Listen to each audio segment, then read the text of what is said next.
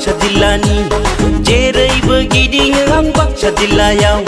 tempo driver आं बाक्सा जिल्लानि जेरैबो गिदिङो आं बाक्सा जिल्लायाव थायो आं मुसलपुराव एखनब्ला कदमतलाव ओइ अनजालिफोर ओइ सनाफोर फोरमायखाबाय नांगौब्ला लाखादो आंनि कन्टेक्ट नाम्बार 9613515380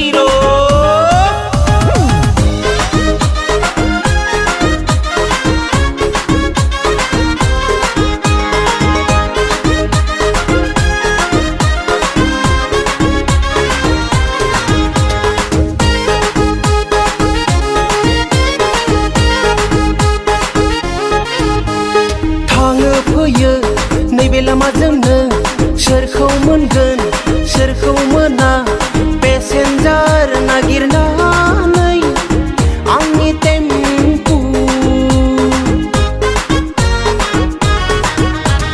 सान्दुंब्लाबो अखाब्लाबो सानखि हर उन्दुब्लाबो लिंफैसै पेसेन्जार टेम्पु थांस' जों लोगोदि माइनाव आंनि हायनारि टेम्पु आंनि टेम्पु ड्राइभार आं बाक्सा जिल्लानि